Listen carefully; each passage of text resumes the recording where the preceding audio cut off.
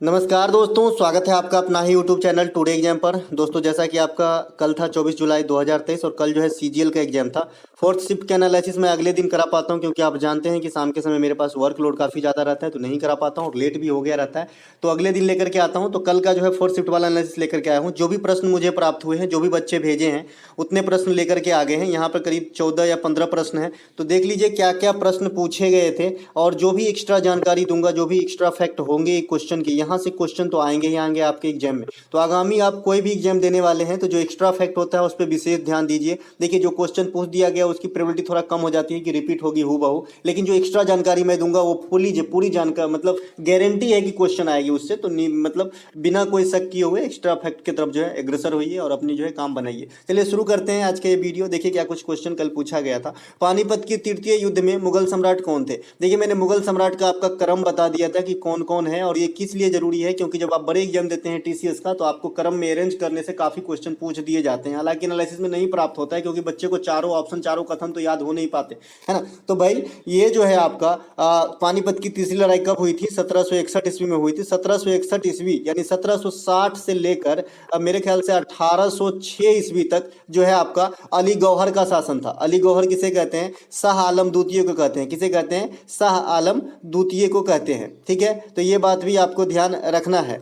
पानीपत की प्रथम युद्ध में जो है मुगल सम्राट कौन थे? बाबर थे। अच्छा देखिए, अली गौहर के नाम से आप थोड़ा कंफ्यूज हो रहे होंगे। शाह आलम द्वितीय के मुगल वंश में जो भी शासक हुए, या फिर यूं कहे कि जो भी प्राचीन काल में शासक हुए, सबका ओरिजिनल नाम कुछ अलग हुआ करता था। ओरिजिनल नाम कुछ अलग हुआ करता था। जैसे अभी आपने एक क्वेश्चन पूछा था आपको कि भाई जो बाबर का नाम क्या है पुराना, बाबर के पिता का नाम क्या है। चलिए मैं बताता हूँ थोड़ा थोड़ा। बाबर का अगर ओरिजिनल नाम की बात करेंगे तो आपका जो है जहीरुद्दीन बाबर होगा। जहीरुद्दीन बाबर नाम है बाबर का। अगर अकबर के पुराने नाम की बात करेंगे तो जलालुद्दीन अकबर है। जलालुद्दीन अकबर है। शाहजहां का बात करेंगे तो खुर्रम नाम है। सलीम का बात अच्छा जहांगीर का बात करेंगे तो सलीम नाम है उनका ओरिजिनल। शेरशाह सूरी का बात करेंगे तो फरीद खां ओरिजिनल नाम है। इनके अलावा अगर आप मोहम्मद बिन तुगलक के काल में भी जाओ तो मोहम्मद बिन तुगलक का अगर ओरिजिनल नाम पूछेगा तो जूना खां या उलुग खां है ना, इस प्रकार से, है ना। सिकंदर लोदी का निजाम खां ओरिजिनल नाम है। तो इस प्रकार से जो है आपके इनके जो जन्म का नाम होता है ये भी आपको ध्यान रखना चाहिए, क्योंकि यहाँ से क्वेश्चन कई बार बन गए हैं। ठीक है, इनके अलावा पानीपत की प्रथम लड़ाई में कौन थे? बाबर। किनको हराया था? इब्राहिम को, इब्राहिम लोदी को, और इसी के साथ सल्तनत की समाप्ति हो जाती है और मुगल वंश की स्थापना होती है। पानीपत की सेकेंड लड़ाई, पहली लड़ाई 1526 में हुआ था, ध्यान रखेंगे। पानीपत की सेकेंड लड़ाई 1556 में होती है। अकबर और हेमू, अकबर का निक नेम बता ही दिया, जन्म का नाम कि क्या था भाई? जलालुद्दीन, है ना। इनके अलावा इनमें जो है अकबर की ही जीत हुई थी। इनके अलावा बक्सर के युद्ध के समय मुगल सम्राट कौन थे? तो शाह आलम द्वितीय। और बक्सर के युद्ध किनके किसके बीच हुआ था? तो शाह आलम द्वितीय की सेना, अवध की नवाब की सेना और बंगाल की मतलब नवाब के सेना। और उधर से कौन थे? Hector Munro. ये बहुत पूछता है, हेक्टर मुनरो जो है ये आपका बहुत पूछा जाता है। ये आपका बक्सर के युद्ध में ईस्ट इंडिया कंपनी के तरफ से नायक थे, है ना। इनके अलावा संथाल विद्रोह के समय मुगल बादशाह कौन थे? तो बहादुर शाह जफर। संथाल विद्रोह कब होती है? 1855 में। आप जानते हैं कि 1857 में जो है अंतिम मुगल बादशाह के रूप में नामित किन्हें किया गया? बहादुर शाह जफर द्वितीय को, जिसे अंग्रेज पकड़ने बर्मा ले गया और वहीं पे उनकी जो है मृत्यु हो गई। मुगल वंश के संस्थापक बाबर थे और अंतिम शासक बहादुर शाह जफर द्वितीय थे। एक क्वेश्चन इस लॉजिक से और भी पूछता है कि जो तख्ते तौस थे, यानी जो आपका तख्ते तौस था ना, मयूर सिंहासन इसे कहते हैं, है ना, तो इसका निर्माण कौन करवाया था? तो शाहजहां। और अंतिम बैठने वाला शासक कौन था इस पे? तो मोहम्मद शाह। ये दोनों बात ध्यान रखेंगे। तख्ते तौस को भारत से कौन ले गया लूट के? तो नादिर शाह। ये नादिर शाह कहाँ का शासक था? तो ईरान का शासक था। इसे क्या कहा जाता है? ईरान का नेपोलियन कहा जाता है। ईरान का नेपोलियन कहा जाता है। भारत का नेपोलियन समुद्रगुप्त को कहा जाता है। नेपोलियन बोनापार्ट कहाँ के थे? फ्रांस के रहने वाले थे, जो ओरिजिनल जिनके नाम पे ये निकनेम पड़े हैं लोगों का, कि समुद्रगुप्त को भारत का नेपोलियन और नादिर शाह को ईरान का नेपोलियन। तो नेपोलियन ओरिजिनल भी होगा, तो ये कहाँ के थे? तो फ्रांस के थे। तो ये सभी बात ध्यान रखेंगे। इनके अलावा कोहिनूर हीरा भी यही ले गए थे, आपका कौन? ये नादिर शाह। ठीक है। पानीपत की तीसरी लड़ाई में मराठा का सेनापति कौन था? कल शाम वाले क्लास में ये चीज डिस्कस कर लिया था मैं। सदाशिवराव भाव थे। 1761 में होती है। अहमद शाह अब्दाली और मराठों के बीच अहमद शाह की विजय हो जाती है। एक प्रश्न आपसे रिपीट किया गया, हूबहू किस शहर में लता मंगेशकर का जन्म हुआ था? लता मंगेशकर का जन्म इंदौर में हुआ था। लता मंगेशकर अपनी प्रथम प्लेबैक गाना जो है मराठी भाषा में शूट की थी, तो ये भी आपके लिए इंपॉर्टेंट है आने वाले शिफ्ट के लिए। लता मंगेशकर का जन्म 1929 में हुआ था। इत्तेफाक से मैं इसे रिलेट करने के लिए आपको बता चुका हूं कि जो ऑस्कर अवार्ड की शुरुआत हुई है ये आपका 1929 से ही हुई है, जो सिनेमा के क्षेत्र में सबसे बड़ी अवार्ड है ना। और अभी अभी नाटू नाटू सॉन्ग के जो RRR पिक्चर का गीत है उनको दिया गया है भारत के गाना को। इनके अलावा लता मंगेशकर को जो भारत रत्न 2001 में दिया गया था, 2001 में ही बिस्मिल्लाह खान साहब जो शहनाई के वादक थे और ये बिहार से ताल्लुक रखते हैं, तो इनको भी जो है दिया गया था, दोनों को कंबाइंड रूप से भारत रत्न, ठीक है। इनके अलावा प्रथम लता दीनानाथ मंगेशकर पुरस्कार किसे दिया गया था, तो प्रथम लता दीनानाथ मंगेशकर पुरस्कार जो है नरेंद्र मोदी साहब को दिया गया था। नरेंद्र मोदी साहब का एक पुस्तक है एग्जाम वॉरियर, इसे जरूर ध्यान रखेंगे, एग्जाम वॉरियर, ठीक है। तो ये आपका किनका है, नरेंद्र मोदी साहब का किताब है, ध्यान रखेंगे। इनके अलावा वर्तमान लता दीनानाथ मंगेशकर पुरस्कार किन्हें दिए जाने की पेशकश हुई है, तो आशा भोसले को। आशा भोसले कौन है, लता मंगेशकर की जो है बहन ही है। इनके अलावा किशोर कुमार का जन्म कहाँ हुआ है, खंडवा में हुआ है। किशोर कुमार भी प्लेबैक सिंगर रहे हैं, काफ़ी फेमस सिंगर हैं इंडिया में, है ना, तो ये भी खंडवा में जो है जन्म लिए थे। मोहम्मद रफ़ी का जन्म अमृतसर में हुआ था। और पंडित भीमसेन जोशी जो किराना घराना से और कर्नाटक में जन्म लिए थे, जो हिंदुस्तानी शास्त्रीय संगीत के जो है मजे हुए खिलाड़ी हैं, मतलब गायक है, माफ़ कीजिएगा, बहुत ही आदरणीय पर्सन है, इन्हें खिलाड़ी करना सही नहीं रहेगा। ये पंडित भीमसेन जोशी जो है ये गायक थे हिंदुस्तानी शास्त्रीय संगीत के। गंगूबाई हंगल भी गायक हैं, ये सबको ध्यान रखेंगे थोड़ा, है ना, हिंदुस्तानी संगीत को लेकर के। इनके अलावा प्रथम भारत रत्न जो है संगीत में कर्नाटक के संगीतकार एम सुब्बा लक्ष्मी को दिया गया था, जो कर्नाटक संगीत से ही जुड़ी हुई थी। इनके अलावा भारत हॉकी वर्ल्ड कप पहली बार कब जीता था, तो 1975 में जीता था। पहली बार आईसीसी वर्ल्ड कप कब जीते भारत, 1983 में जीते। और आईसीसी वर्ल्ड कप का ये 3rd संस्करण था। पहले 2 संस्करण 1975 में ही आईसीसी वर्ल्ड कप की शुरुआत हुई थी, तो 75 और 79 वाला वेस्ट इंडीज जीत लिया था, वेस्ट इंडीज, है ना, तो ये बात भी ध्यान रखेंगे। और इसकी बैड लक देखिए कि ये क्वालिफाई ही नहीं किया, अभी अगला आगामी वर्ल्ड कप में शायद ये नहीं दिखेगा आपको। इनके अलावा कपिल देव की अगुवाई में जीते थे पहला वाला जो हम वर्ल्ड कप जीते थे। और कपिल देव इंडिया के लिए पहली इंटरनेशनल शतक ओडीआई में लगाने वाले खिलाड़ी हैं, तो ये बात भी ध्यान रखेंगे। ये तीनों क्वेश्चन ही एसएससी की जो शुरुआती पीरियड की एग्जाम होती है, जैसे अभी सीजीएल की एग्जाम होगी, तो शुरुआती पीरियड में ये क्वेश्चन उठाएंगे पहले, है ना। तो ओडीआई में प्रथम शतक कपिल देव, टेस्ट क्रिकेट में प्रथम शतक मैंने बता दिया सुरेश रैना, और माफ कीजिएगा T20 में, और टेस्ट में लाला अमरनाथ, टेस्ट क्रिकेट में लाला अमरनाथ प्रथम शतक लगाए हैं। तो इन तीनों शतक वीर का नाम आपको जरूर ध्यान रखना है। सबसे कम बॉल में शतक लगाने वाले अभी अभी आपके जो है ईशान किशन बने हैं, और जो इंडिया का जो एक और नया लड़का शुभमन गिल भी दोहरा शतक लगाने वाला बना है, तो ये बात भी ध्यान रखेंगे। इंडिया की तरफ से सबसे अधिक दोहरा शतक लगाने वाले खिलाड़ी हैं, सबसे पहले सचिन तेंदुलकर, वीरेंद्र सहवाग है। इनके अलावा आपका रोहित शर्मा, ये तो सबसे व्यक्तिगत बड़ा स्कोर भी रखते हैं। इनके अलावा आपका जो है ईशान किशन है, और फिर शुभमन गिल है। तो ये 5 खिलाड़ी ऐसे हैं जो अंतर्राष्ट्रीय स्तर पे दोहरा शतक लगा चुके हैं इंडिया के लिए। इनके अलावा भारत दूसरी बार आईसीसी वर्ल्ड कप 2011 में महेंद्र सिंह धोनी माही की अगुवाई में जीतते हैं। भारत प्रथम बार T20 वर्ल्ड कप 2007 में जीते थे, फर्स्ट एडिशन था वो। इनके अलावा भारत प्रथम बार आईसीसी अंडर 19 महिला वर्ल्ड कप, है ना, जीते थे। ये 2023 में, ये महिला लिख लीजिएगा, ये महिला वाला है ना। इसके अलावा आईसीसी अंडर 19 वर्ल्ड कप जो 2022 में हुआ था, इससे कल क्वेश्चन आया था, यश धूल इनका कप्तान था, है ना, यश धूल, और ये भी भारत ही जीते थे, लेकिन ये वेस्ट इंडीज में हुआ था और 2022 के अंदर हुआ था, है ना। और 2023 में हुआ है महिला वाला, साउथ अफ्रीका में, इंग्लैंड को हरा के भारत जीता, और ये फर्स्ट एडिशन है। और ये जो हम अंडर 19 पुरुष वाला जीते हैं ना, वो हमारा 5वां जीत है ना। इनके अलावा भारत में प्रथम बार एशियन गेम्स का आयोजन कब हुआ, 1951 दिल्ली में हुआ था, फर्स्ट एडिशन था। इनके अलावा भारत में दूसरी बार एशियन गेम्स की शुरुआत कब हुई, 1982 में हुई। एक पॉइंट आपके लिए इंपॉर्टेंट है ना, मील का पत्थर साबित होगा जी। भारत में राष्ट्र खेल का आयोजन कब हुआ था, राष्ट्रमंडल खेल का 2010 में हुआ था। वैसे राष्ट्रमंडल खेल की शुरुआत कब हुई थी, 1930 में। भारत का भाग लिया था 1934 में इंग्लैंड के राष्ट्रमंडल खेल से, और 1930 में जो हुआ था ना, ये हिमिल्टन कनाडा से स्टार्ट हुआ था। राष्ट्रमंडल खेल का पुराना नाम ब्रिटिश एम्पायर गेम है। ये उन देशों का समूह है जो कभी ब्रिटिश सरकार के अधीन रहा हो।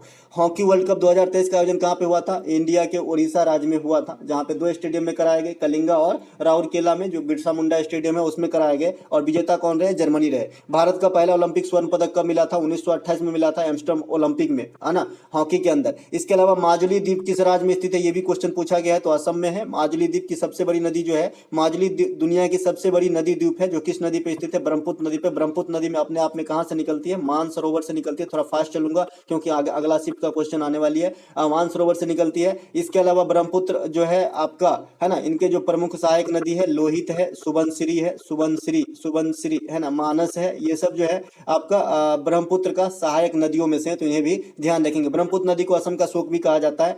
माजुली फेस्टिवल असम में मनाया जाता है। असम में कुछ और फेस्टिवल देखते हैं। असम की जो है आपका जो है त्योहार बिहू है, बगुरम्बा है, बिछुआ है, अम्बुबाची मेला है, जिसमें बिहू जो है 3 टाइम सेलिब्रेट किए जाते हैं। तो नव वर्ष के रूप में, एक मकर संक्रांति के समय और एक अक्टूबर के महीना में, है ना। तो एक अप्रैल महीना में होती है बिहू, एक आपका जो है जनवरी में होती है और एक आपका जो है अक्टूबर में होती है। तो 3 बार बिहू होती है। बिहू सबसे इंपॉर्टेंट फेस्टिवल है आपका असम के अंदर का। इसके अलावा भारत में जनसंख्या विस्फोट की अवधि किस अवधि के रूप में माना जाता है? तो 1951 से 1981 में जो है तीव्र जनसंख्या वृद्धि को जनसंख्या विस्फोट कहा जाता है। भारत में जनसंख्या का महाविभाजक वर्ष कब कहा जाता है? 1911 में जनगणना हुई थी और 1921 में जो रिकॉर्ड आई, तो ये जो है जनसंख्या मतलब महाविभाजक वर्ष के रूप में डिसाइड किया गया, है ना। इनके अलावा यहाँ पे आपको बता दूं, जनगणना की शुरुआत कब हुई थी? 1872 ईस्वी में हुई थी। लॉर्ड मेयो के समय में। मेयो की हत्या कहाँ हुई थी? अंडमान निकोबार में। ये बात भी आपको ध्यान रखना है।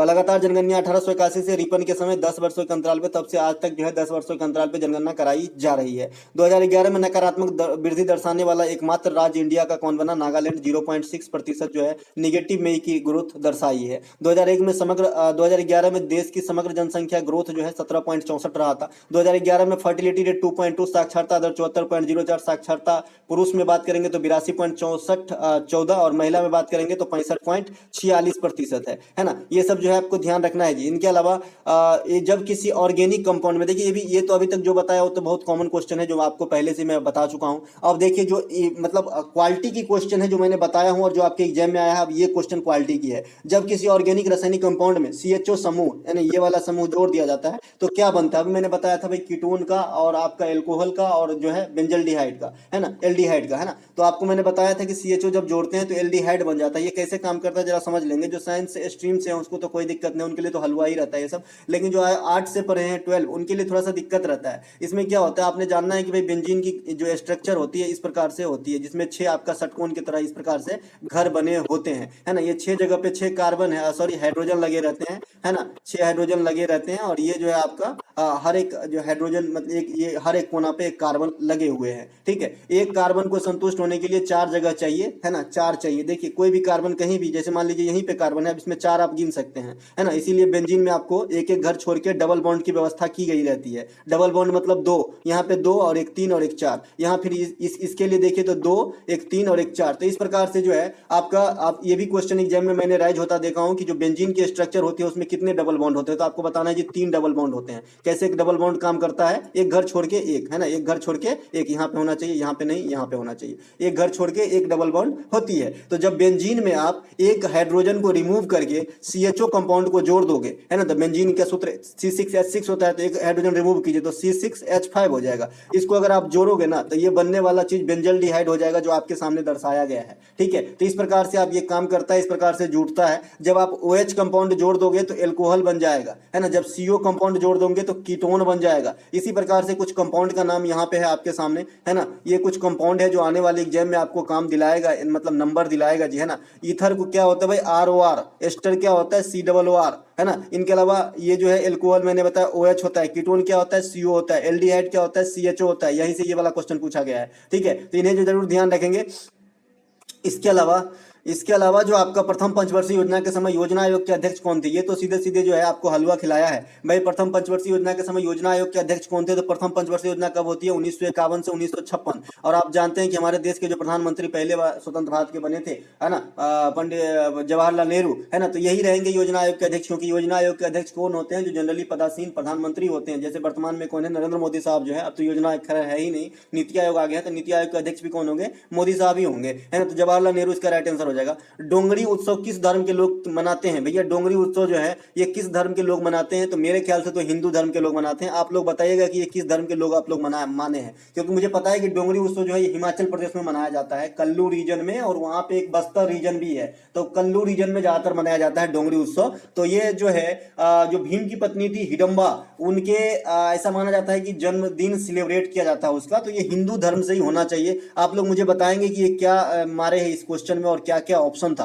ठीक है। यह 3 दिनों तक मनाया जाने वाला त्योहार है ना, जो आपके जनरली मई महीने में मनाए जाते हैं। मौलिक कर्तव्य किस देश से लिया गया? ये क्वेश्चन कोई पूछने लायक तो है ही नहीं। मौलिक कर्तव्य जो है रूस के संविधान से लिया गया है। मौलिक कर्तव्य 42वां संविधान संशोधन 1976 के द्वारा 10 प्रकार के स्वर्ण सिंह समिति की अनुशंसा पे जोड़ा गया था। भाग 4 के ए में और आर्टिकल 51 के ए में रखा गया था। जहां जहां गोल चक्कर है वहां वहां एक एक क्वेश्चन छुपा हुआ है, आपको आराम से देखना है जी, है ना। ऐसा नहीं है कि मैं कहीं भी पेन चला देता हूं, जो पेन चलती है ना वो काम की चलती है। तो बड़ा देखिए, है ना। 42वां संविधान मौलिक कर्तव्य कब हुआ था 1976 में? शुरुआत में कितने प्रकार के जोड़े गए? 10 प्रकार के। कहाँ पे रखा गया? भाग 4A में। किस आर्टिकल में? 51 के में। ये हर जगह एक एक क्वेश्चन है। अच्छा दोस्तों, कोई दो चार बच्चे ऐसा ग्रुप में हैं जो हमेशा कुछ ना कुछ ऐसे खुरपाती कमेंट करेंगे जिन मैं जवाब तो नहीं देता हूं, लेकिन बच्चे ही उनको जवाब देके संतुष्ट कर देते हैं, बाद में वो जो है चले जाते हैं। तो ऐसा ना करें कि मैं भी कुछ जवाब देने के लिए मजबूर हो जाऊं दादा, है ना। तो भाई ऐसा कुछ खुरपाती वाला कमेंट ना करें, है ना। बहुत ये मतलब घृणा होती है कि आप एक पढ़ाई कर रहे हो, आप तैयारी कर रहे हो, आप स्टूडेंट हो, खास करके अपनी लाइफ संवारने के लिए जो है जनरल कॉम्पिटिटिव एग्जामिनेशन में अपना कदम रख चुके हो कि अब जो है जो बच्चे जनरल कॉम्पिटिशन की तैयारी करते हो मेच्योर हो गया होता है मेरे ख्याल से, क्योंकि उनको अपनी सुख दुख अच्छा बुरा का परख तो आ जाता है ना। फिर भी आप बचकाना हरकत करते हो, ये अच्छी बात नहीं है भाई, है ना। ये अच्छी बात नहीं है। मेरा मानना है कि जब आप अंदर से ही साफ नहीं हो तो बाहर कितना भी क्रीम पाउडर लगा लो, आप साफ नहीं हो सकते। इसीलिए, है ना, कोई भी ऐसे निगेटिव कमेंट किसी के बहकावे में आके ना करो। और मेरा मानना है कि जो बच्चे मेरे से जुड़े हुए हैं ना, ये कमेंट पे ध्यान ही नहीं देते और उल्टा जो है दो चार बात बोल के ही जाते हैं। कोई कोई तो इतना अभद्र भी बोल देते हैं कि मुझे उनको भी समझाना पड़ता है कि ऐसे यूज ना करें बात, है ना। भैया 11वां जो मौलिक कर्तव्य है ये 2002 में 86वां संविधान संशोधन से शिक्षा से संबंधित है। और जो भी कमेंट रहता है ना, ये सभी जो है तुरंत नाम बदलते हैं। मैंने इनको देख लिया, अपने एक सिस्टम आता है यूट्यूब में, मैंने अभी सीखा है कि अगर एक ही बच्चा अपनी आईडी बदल के कमेंट करता है तो पता चल जाता है ना। तो ये कभी पिंकी कुमारी बन जाएंगे, कभी आलोक यादव बन जाएंगे, कभी मोहित प्रसाद बन जाएंगे, है ना, और अलग अलग कमेंट करेंगे। तो भाई जो है मैं समझ रहा हूं, लेकिन इससे कुछ होने वाला नहीं है आपका, है ना। आपको अगर चैनल चलाना नहीं तो अपनी पढ़ाई पे तरीके पे ध्यान दीजिए, है ना भैया। इसके अलावा 7वां संविधान संशोधन 1956 से एक प्रश्न आया था। अब देखिए 7वां संविधान संशोधन 1956 से प्रश्न तो क्लियर नहीं है, लेकिन मैं आपको बता दूं कि इसमें क्या हुआ था। 7वां संविधान संशोधन, इसके तहत जो है 7वीं सूची और 7वीं अनुसूची और दूसरी अनुसूची, यहाँ पे द्वितीय और 7वीं सही लिखा है, दोनों में संशोधन किए गए थे, फेरबदल किए गए थे। इनके अलावा उच्च न्यायालय में जो जब वर्कलोड वगैरह बढ़ जाती है तो जो अतिरिक्त न्यायाधीश की व्यवस्था है ये इसी संविधान संशोधन से लिया गया था। ठीक है, तो आप लोग बताइएगा कि इसमें ऑप्शन क्या था। क्वेश्चन पूरी तरीके से क्लियर नहीं है। एक क्वेश्चन आपको क्लोरोफिल से भी आया है, लेकिन क्वेश्चन क्लियर नहीं कि क्या आया है क्लोरोफिल से। बहरहाल मैं आपको बता दूं कि क्लोरोफिल का जो रोल है वो फोटोसिंथेसिस में अहम रोल होता है कि सूरज के प्रकाश से जो है एनर्जी ऑब्जर्व करने का काम करता है। साथ ही अगर साधारण लैंग्वेज में बात करें तो क्लोरोफिल जो है पौधों में हरा रंग प्रदान करने का काम करता है। तो ये सब क्लोरोफिल का काम है। मैंने आपको बता दिया था कि पौधों में हरा रंग किस कारण आता है। ल्यूकोप्लास्ट, क्लोरोप्लास्ट और क्लोरोफिल तीनों के बारे में मैंने प्रैक्टिस सेट के दौरान बता चुका है। जो बच्चे अच्छे से पढ़ते हैं कोई दिक्कत नहीं होने वाला जी, कोई भी दिक्कत नहीं होगा। मैं आपको ये नहीं कहता कि मैं 25 में 25 नंबर आपको दिला दूंगा या फिर दिला रहा हूं, ऐसा नहीं है। आप पढ़ रहे हो 25 में, मैं अगर आप मेरे से सभी बात को भी सुन रहे हो, अच्छे से कर रहे हो कवर, तो 25 में 20 क्वेश्चन तो आपको एग्जाम में मैं दिलाऊंगा जी, और दिलाता हूं, है ना। चलिए, अक्सर खाद्य पदार्थ को गाढ़ा करने के लिए निम्नलिखित में से किसको प्रयोग किया जाता है? पॉलीसेकेराइड और स्टार्च का। मैं तो आगामी वो 5 क्वेश्चन है उस पर भी अटैक करूं, लेकिन करंट अफेयर की जो है ना लेवल, कब क्या पूछे ये डिसाइड नहीं रहता है ना भाई। कब क्या पूछ दे कोई ठीक नहीं है। हालांकि मैं अपने हिसाब से पूरी कोशिश करता हूं कि वही करंट अफेयर आपको पढ़ाऊं जो एग्जाम में आए, है ना। खाद्य पदार्थ को सुरक्षित रखने के लिए बेंजोइक अम्ल का प्रयोग होता है, ये बात आपको ध्यान रखना है। चंपारण सत्याग्रह कौन से वर्ष में हुआ था? तो 1917 में हुआ था। गांधी जी के दक्षिण अफ्रीका से लौटने के बाद यह प्रथम सत्याग्रह था। कल की बात अगर याद हो तो आप लोग मुझे कॉमेंट करेंगे कि भारत में प्रथम बार प्रवासी दिवस किस ईयर में सेलिब्रेट किया गया था। प्रवासी दिवस की ईयर क्या थी जब पहली बार सेलिब्रेट किया गया था? मैं आपको बता दूं कि 2015 में इसमें संशोधित करके जो है बाइनियल बना दिया गया, यानी द्विवार्षिक बना दिया गया।